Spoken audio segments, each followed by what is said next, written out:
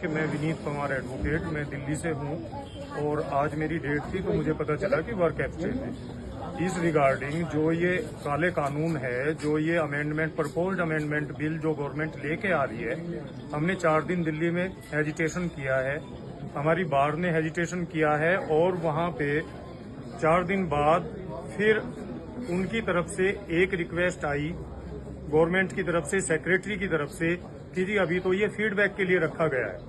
जब feedback complete हमारे पास आ गए हैं, अब हम फीडबैक देख के इसको रिकंसीडर करेंगे। अभी हम इसको अमेंडमेंट के लिए हम इसको रख नहीं रहे हैं, ना ही हम इसको लॉ के अंडर ले रहे हैं। ये भी एक तरीके से मेरा मानना है ये एक लॉलीपॉप है।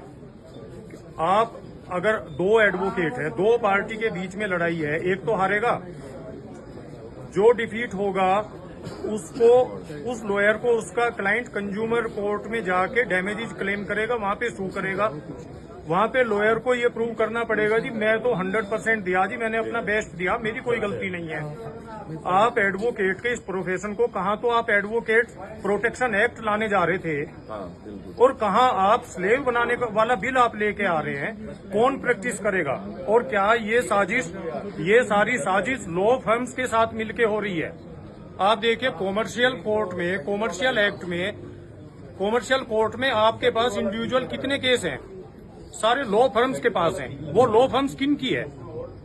वो इन लोगों की और इनके दलालों की है।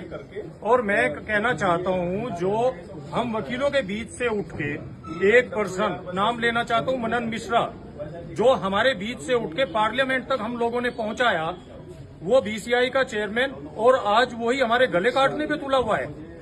क्या किसी बाप को ये अधिकार है कि वो अपने बच्चों को पैदा करके, बड़ा करके और जवानी में उनका गला काट दे? हम इसका विरोध करते हैं और ये विरोध तब तक रहेगा। मैं दिल्ली से आया हूं, मैं अपीयर नहीं होऊंगा और मैं आपके साथ रहूंगा। वकील एकता जिंदाबाद, जिंदाबाद, जिंदाबाद, वकील एकता जिंदाबाद। दिल्ली में 4 दिन दिल्ली कोऑर्डिनेशन कमेटी ने हमारी 4 दिन वहां पे हेजिटेशन किया। 21 फरवरी को कड़कड़डुमा कोर्ट के गेट भी लॉक किए गए, लिटिगेंट्स की एंट्री नहीं हुई। शाम को बीसीआई ने नोटिस भेज दिया शादरा बार को कि आपने गेट कैसे लॉक किए, लेकिन एक मैसेज गया उसी दिन। नेक्स्ट डे उनकी रिक्वेस्ट आ गई जी अभी तो ये फीडबैक के लिए है। ये फीडबैक के लिए नहीं है, ये बहलाया जा रहा है, ये फुसलाया जा रहा है कि वकील यूनाइट ना हो। आप देखिए 1 डे 1 इलेक्शन दिल्ली में ये हो गया। ये क्या है? वकीलों को तोड़ने के लिए है, हमारी यूनिटी को तोड़ने के लिए है। क्योंकि वकील, आजादी वकीलों ने दिलाई। 90% एडवोकेट्स थे आजादी की लड़ाई में।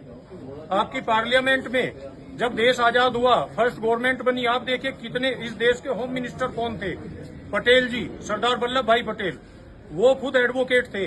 तो मेरा मानना है वकीलों को अगर आप इग्नोर करेंगे या डिग्रेड करेंगे तो आप नहीं बचेंगे, आप कहीं के नहीं रहेंगे। एडवोकेट अमेंडमेंट बिल नहीं चलेगा, नहीं चलेगा, नहीं चलेगा। एडवोकेट अमेंडमेंट बिल नहीं चलेगा, नहीं चलेगा, नहीं चलेगा। मेरे बार के सम्मानित साथियों, अधिवक्ताओं, कल डिस्ट्रिक्ट बिलासपुर में एक ज्वाइंट कमेटी की मीटिंग हुई अधिवक्ताओं की। उसमें यह निर्णय लिया गया कि आज और कल हम जो अधिवक्ता संशोधन बिल केंद्र सरकार लेकर आई है उसके विरोध में प्रोटेस्ट करेंगे और टोटल एब्सटेन रखा जाएगा। कई तरह के पत्राचार इस समय सोशल मीडिया पे दिखाए जा रहे हैं, जिसमें ये कहा जा रहा है कि जो केंद्र सरकार है वो इन संशोधन बिल का जो है वो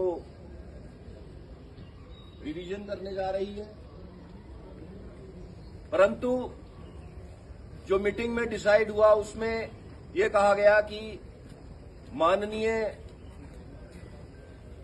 ministry of law and justice जो है वो आके कोई प्रेस वार्ता क्यों नहीं देते जबकि पूरे देश में 27 लाख से ज्यादा वकील इस समय इनरोल्ड हैं। ये हम सब वकील भाइयों की एकता, अखंडता और गरिमा का प्रश्न है।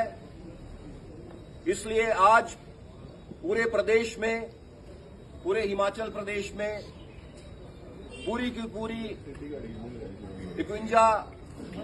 51 बार जो है प्रदेश में, वो सभी एब्सटेन कर रही हैं आज का और कल का, और उसी रूपरेखा में हम भी यहां पर आज और कल का एब्सटेन रखेंगे। धन्यवाद। वो पंडित जी कर देंगे। पंडित जी एड्रेस कर दो। एडवोकेट अमेंडमेंट बिल नहीं चलेगा, नहीं चलेगा, नहीं चलेगा, एडवोकेट अमेंडमेंट बिल नहीं चलेगा, नहीं चलेगा, नहीं चलेगा, बैंड हटाकर पट्टा डालने की साजिशें नहीं चलेगी, नहीं चलेगी, नहीं चलेगी।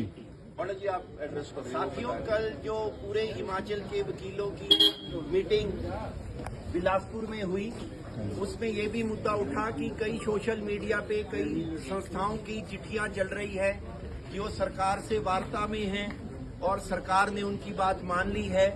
तो जो कंसेंसस उस मीटिंग में बना वो ये बना कि जो भी ये लेटर है, जो भी इसके बेसिस है, तथ्य है, जो आधार है, आज तक वो आम जनता और आम वकीलों के बीच नहीं रखे गए हैं कि वो संस्थाएं किस आधार पे ये चिट्ठियां निकाल रही है और किस आधार पे ये कह रही है कि सरकार ने वकीलों की बात मान ली है।